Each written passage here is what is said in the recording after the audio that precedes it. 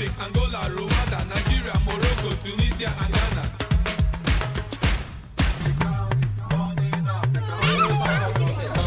A true-born African. The Dialogue Conference Inequality, a challenge for African-European cooperation, took place within the framework of the Austrian presidency of the European Union in Vienna on the 26th and 27th of November 2018. The second panel focused on solidarity matters. Franz Schmidjell, in charge of the Africa Policy Desk at VIDc, opened the second day of the conference by sharing two figures. One estimate from UNICEF that every day around 15,000 children die mainly because of poverty. And two, according to Oxfam, in 2017, 82% of the wealth created globally went to the top 1%, while the poorest half saw no increase. We started our Africa Dialogue program 8 years ago, and we are focusing on European-African relations, democracy, and especially social movements. And yes, it's a topic of course, migration, but also from the side of the positive side, diaspora engagement. The discussion chair, Alexis Neuberg from Radio Africa TV in Vienna, opened the panel by saying that the conference is an important opportunity to find out how to establish a real dialogue and not just a monologue from the EU. There is a reason why this conference is giving us an opportunity to express ourselves, and we think we all organizers we shall try to transport the message of this conference within this coming very high-level forum between Africa and Europe. There is the reason why the workshops in the afternoon have to be taken seriously, so that we can deliver what politicians will not bring. Angela Dziedzom Akorsu from the School for Development Studies at the University of Cape Coast in Ghana firstly underlined the crucial role of research. Yeah, research is important in bridging the gap between unequal parties, in the sense that over the years we've been waiting for social justice to be incorporated in development discourse, and we see that it is not as emphasized as efficiency goals. And so solidarity building is the way, it's been acknowledged as the way forward, the way to bridge the gap between unequal parties in any form of interaction. Historically, trade unions have been very good at building solidarity, and we know also that by the current global movements, trade unions are also struggling with membership because of the nature of jobs that are being created as a result of globalization. More and more, we see there are different levels on inequality. There are unequal, as we heard yesterday, unequal relations between continents, interregional, and even within countries. And within the country, we can talk of even more vulnerable groups, such as the disabled, the youth, and women. Women, we know, have added situation that worsen their situation when it comes to unequal relations, because there is also the issue of subordination in relation to men. And so research is revealing the nature of subordination, the nature of exclusion, the nature of the discrimination, and how these vulnerable people are responding as active agents who are taking charge of their own lives. And that is where solidarity comes in. In our research, we are finding more and more that these vulnerable people are not just mere victims of a global movement, but then they are active agents. They are taking charge of their own lives, organizing among themselves to claim nominal rights with policy makers within their societies. We've done research among agricultural workers, women agricultural workers, and how they are forming groups and using that to access land, because they have unequal or limited access to land and other agricultural resources, productive resources. We've engaged domestic workers and then market women, and how these people come together and some of the benefits that they are able to claim for themselves are some of the research findings. I can talk of market women associations and their importance. In fact, in our drive to get independence, they were very, very important. They supported the movement to get independent. But soon after that, they became the attack, the focus of attack, in the sense that they were controlling prices and all that. So you see women in the marketplaces organizing according to trade. You have tomato sellers coming together, cloth sellers coming together, and they are able to fight against certain taxes that are taken from them. They are able to fight for spaces where they can work, because you know, for such people, they don't have workplaces, but they use places of work. And so they are able to claim some of these rights. But then, more and more, in fact, in one study that we did, all the market women came together to educate the son, a brilliant son of one of their members, to become a medical doctor. And for them, it's a great achievement, because without that kind of welfare support, that boy would never have gone through school. And they are all very proud that it is their project. And by means of that, anytime they are sick, they can also fall on those doctors that they have helped to create to take care of them. So in a way, because there isn't social protection for them, they are finding their own ways to deal with the situation.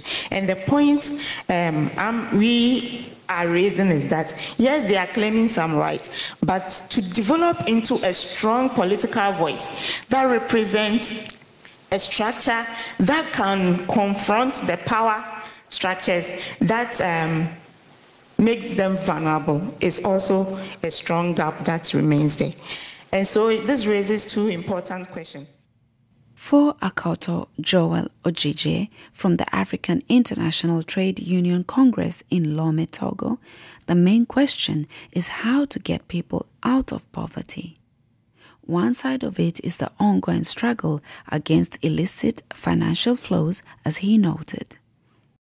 The question of politics, political consciousness being the driver to which international solidarity also we engage. So my argument first would be politics trumps all. We are gathered here in trying to speak to an African situation because ultimately it is political. The crisis. I will continue to argue the crisis of inequality is a structural one. And it's not necessarily about Africa and Europe. It's about poor people. So for me, it's also a class issue. There are poor persons in Europe. There are a lot of poor persons in the US. There are a lot of poor persons in Canada, in Australia, and everywhere. There are equally so many poor persons in Africa. How do we help the class of the poor, the oppressed, to get out of their poverty in a more equitable way? And then national solidarity then helps to do that. First is also to appreciate the efforts of comrades that are seated here who have contributed largely to a lot of struggles that pertain to the African people. Their anti-apartheid struggle, we are appreciative. The Jubilee Debt Movement struggle, we are very appreciative.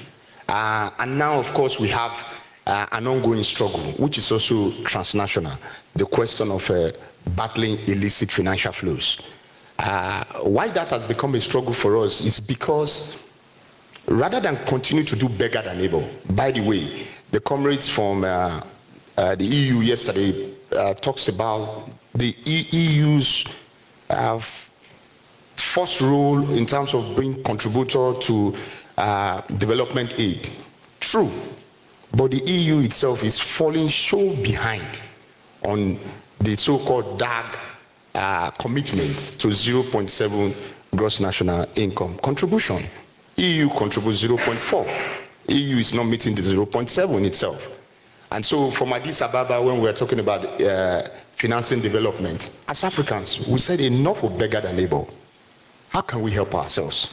If the continent is so rich, people say, and it is true, But the cliche is it's a poor continent. How do you beat that? How do you change that? We came to the question of how we must begin to say, if you do business in Africa, pay your fair tax. Just pay what is fair. And in paying a fair tax has shown that we can finance social protection. She talked about it.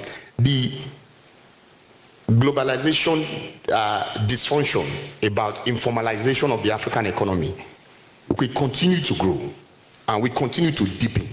And the poverty and the misery of millions, many will continue if we do not have a way to address to bring about some social safety nets for people to bear. And that is why we pride ourselves on pushing, or we are committed rather, to pushing this struggle for a fair taxation. And you can help us, and this is the first point I want to touch about solidarity, what it means. Businesses also come from Europe, they operate in Africa. We will need European voices to speak to European businesses that when you operate in Africa, why not pay your fair share? If you operate in Africa, why do you privatize the pollution of the environment? The sister yesterday talked about goods dumping. Africa as the dumping for European waste. That also needs to change. And the voices from here will bring that to bear. But to answer the question she has asked about women, groups, and the question of international solidarity, as trade unions, we recognize the fact that even ourselves, we pride ourselves first, our strength is organizing. We have the capacity to mobilize. We are many. We have 18 million. When we say 18 million, we talked about those that pay subscriptions. But we are far more because we have so many that cannot pay subscription. And those persons are in the informal economy. We have long realized that if we must make strength, if our numbers must count, we must organize the unorganized, particularly those who are in the informal economy, dominated largely by women.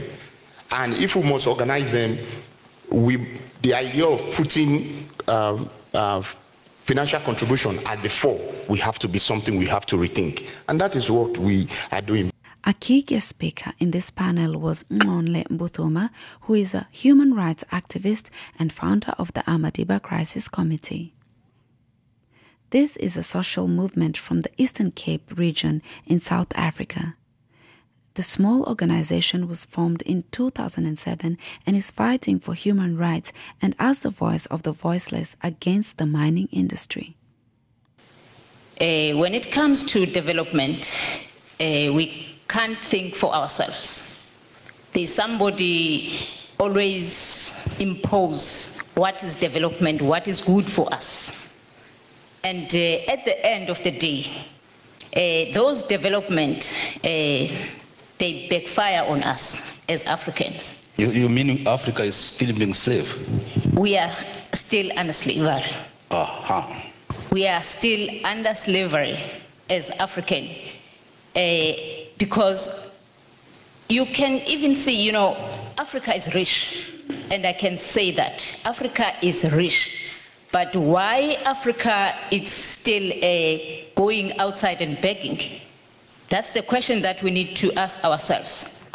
As African, why we always go outside to beg? And that is why we said that now as African, it's time to wake up and to choose what is good for us and what is good for the next generation. Otherwise, the way the name development is being imposed to us is not good for our own generation, our next generation, and also the human rights life, you know, because development without the human rights being considered, it's a problem. And for example, we have so much minerals in Africa. We are lying in minerals. But when it comes to human rights violation, Africans are violated. They don't have water. They are living in a dust conditions, you know. Nobody talk about those issues. Everybody's just talking to say that, no, we need to develop Africa, but in which way? Why African, they cannot give consent in a way, which way they want development. But you are saying they are slaves. If they are slaves, a slave cannot develop it himself. That is why we said that as African, it's time to wake up, to not to be under prison, to release us. And there is nobody is going to release us unless we just take these chains away from us. Otherwise, if we allow the chains, we'll be living the slavery for the next decade. When you spoke about that xenophobic movement in South Africa, I think definitely the other Africans are the soft target. It's a soft target. It's easier for them to get at them, to foreigners, because of course they are victim of a system which are not really taking care of them, fails to deliver on the basic needs. So, and it reminds me of what was happening under the apartheid, where you have an extreme set of violence among black people, and that was sort of promoted and encouraged, for many reasons. I think inequality has been everywhere in human history, I think. How bad it is now, or how different it is, that could be, I think. So ADEPT, the platform which is recently established at European level, anticipates to facilitate better policies in Europe and in Africa, and empowering the diaspora.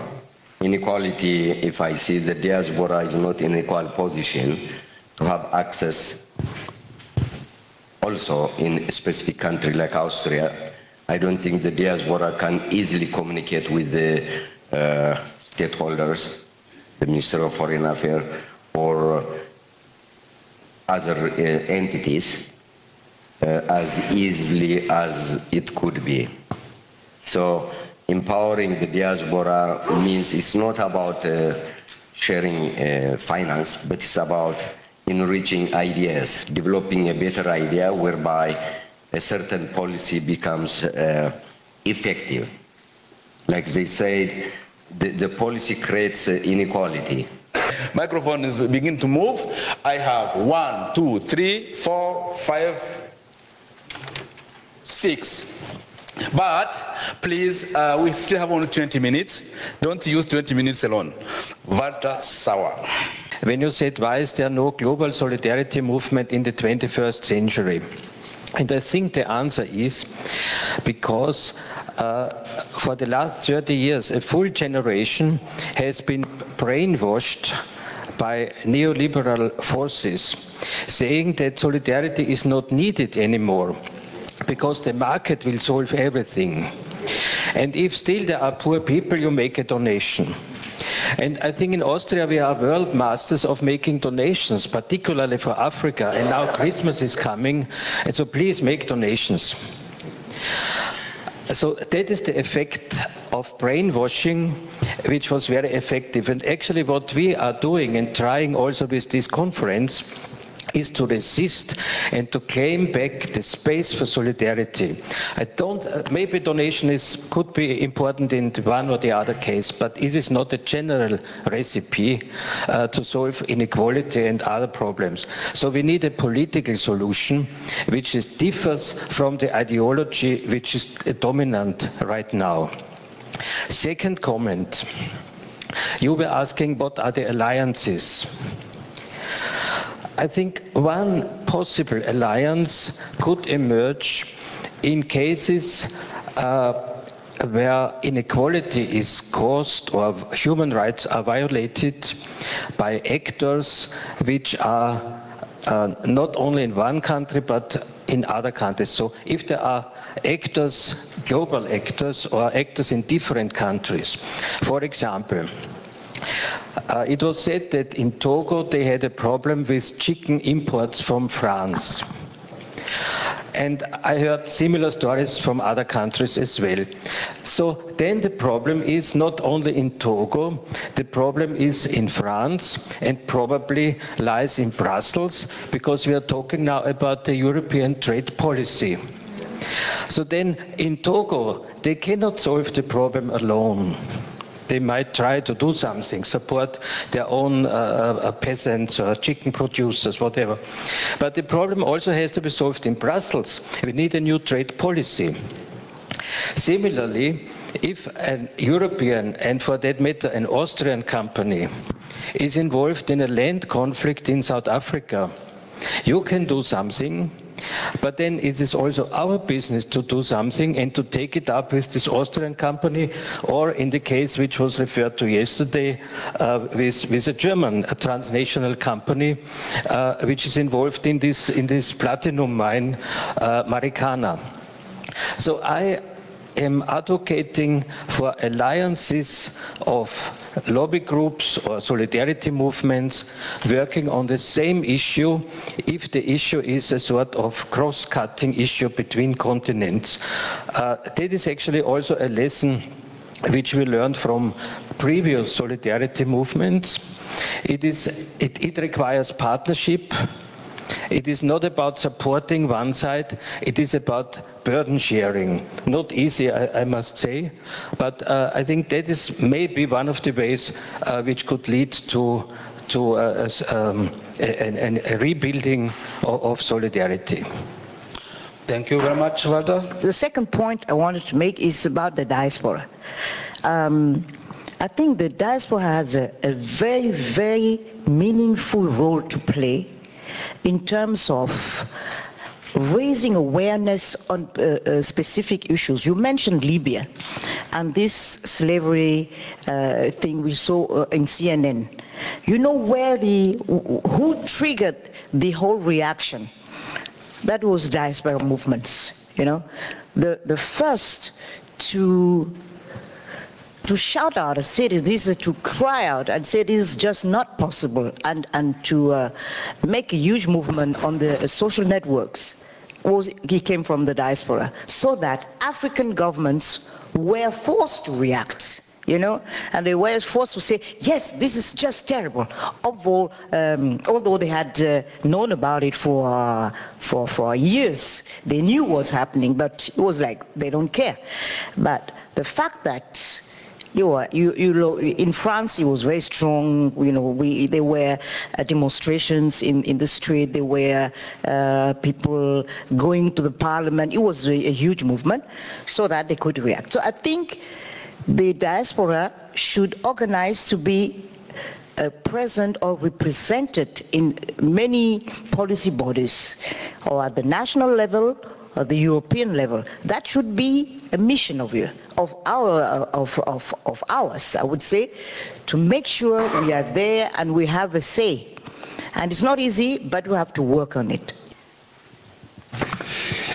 Thank you first, dear Alexis, and dear panelists, also the audience, for this lively discussion. The question is difficult because for me there are now more open questions than at the beginning, but at least some points have been a little bit clearer. First, I'm very thankful for the critical statements about the term solidarity. In the preparation we thought already to make a question mark, because sometimes it's a paternalistic term. But what's not solidarity, and that's clear, it's different from charity and different from profit making. So that's one point. Second, I would say solidarity starts here in Vienna, here in Austria. We can support the struggle against xenophobia and racism or xenophobia in South Africa, but we are only credible if we also fight against racism and xenophobia here in Austria. Otherwise, yeah, we lose credibility. Maybe another point, you mentioned a lot of decisions are made in Paris, in Brussels, maybe to a lesser extent in Vienna. And this leads me, I mean, on the one side, it needs a both-and approach. We have to work on these issues from both sides, from the African and European side. A lot of examples have been mentioned, tax havens. I mean, most of them are within the EU or OECD jurisdiction. They're in European countries. But it reminds me also, I think the quote, I'm not sure, was from Karl Marx, who said about the food which is missing in the kitchen, it's not decided in the kitchen, it's decided elsewhere. So I think despite the responsibility of African elite, there's also a responsibility on our side. Talking about food leads me to lunch, but before, I would like to introduce the workshops for the afternoon. We continue with the second edition of this conference, where participants and guest speakers got together in workshop groups to discuss the matters raised during the panel discussion at length. The first workshop covered post-Cotonou, addressing inequality and civil society participation in times of shrinking political spaces. It was chaired by Franz Schmidjell of the VIDc and speakers Geert Laporte from the European Centre for Development Policy Management and Eyachew Tefera, board member of ADEPT. Geert Laporte started his presentation about the post-Cotonou negotiations and combined it with questions about inequality and the shrinking space of civil society.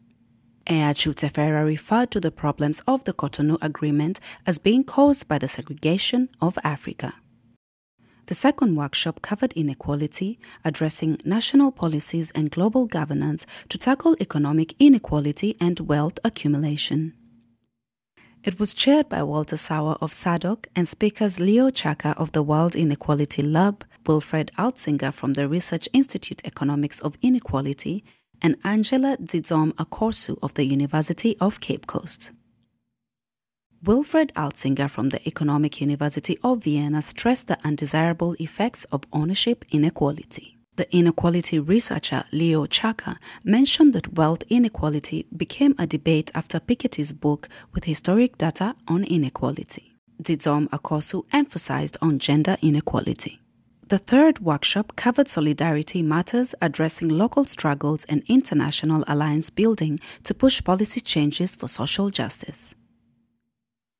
It was chaired by Hortensia Mushai of Radio Africa TV and Michael Vanzide of VIDc, Migration and Development, and speakers Nonhle Mbuthuma, human rights activist, Amadiba Crisis Committee, South Africa, Nishan Balton, Executive Director, Ahmed Katadra Foundation, South Africa, and Akhator Joel Odigie, International Trade Union Congress, Nigeria.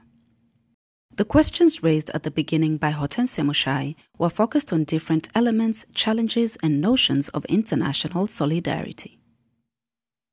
Nonhle Mbuthuma insists that local people and communities on the ground can define what development should look like. The conference concluded with a highlight in which the Diaspora Award ceremony took place. Diplomas were awarded to African diaspora consultants in Austria by ADEPT, Africa-Europe Diaspora Development Platform, and Radio Africa TV. The African diasporas play an important role as a catalyst for sustainable development and social justice. ADEPT enhances the capacity and impact of the African diaspora organizations that are involved in development activities in Africa. This includes training courses of diaspora activities to create an expert pool.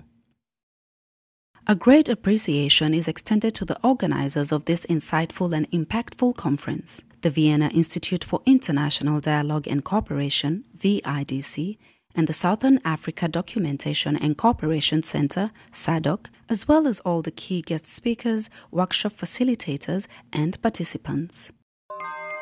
Ça va aller, ça va aller, ça va aller. Ça va aller, ça va aller, ça va aller. Tout le monde. Petit pays, avocat défenseur des femmes.